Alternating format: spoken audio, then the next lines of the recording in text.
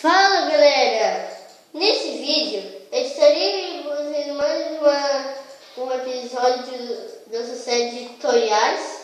É um tutorial de um portal. Eu vou pegar essas coisas. Primeiro eu vou precisar de comparador, redstone, não sei se eu preciso de redstone, funil, tocha redstone e vamos fazer aqui, ó, barra give @p137, que é usado no bloco de comando. Eu tenho que pegar um bloco aqui para fazer o portal. Eu vou fazer o portal assim. Assim, um portal. E nesse canto aqui, ó, vou colocar o bloco de comando. Vou colocar um comparator, já que aqui vai ser a frente, não coloca comparator aqui.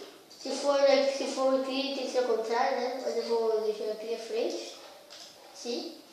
E coloco o comparator atrás, outro bloco de comando. Dois blocos de comando. E aqui eu vou colocar duas redstones. Essa repeater também, desculpa. Colocar um repeater virado para cá e outro virado para cá. E vamos ligar um no outro.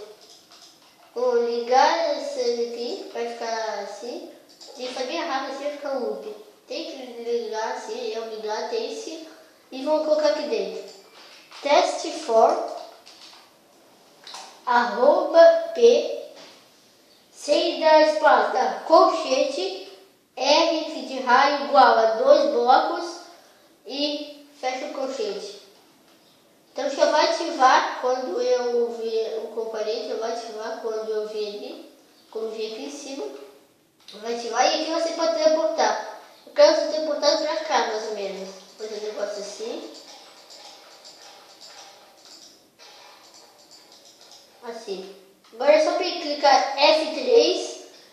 Eu vou pegar as coordenadas 156.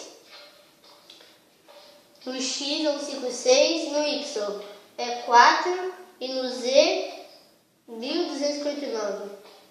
49. Daí você tira F3 e coloca nesse aqui. Colocar barra TP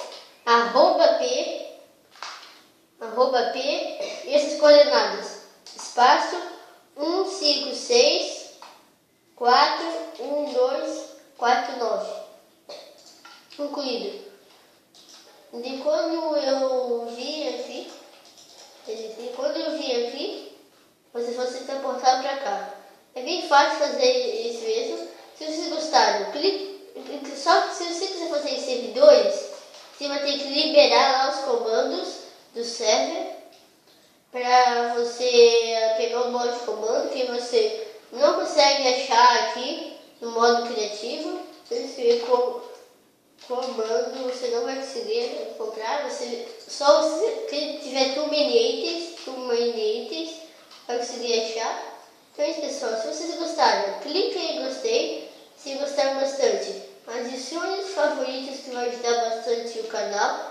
Então é isso. Espero que tenham gostado e fui!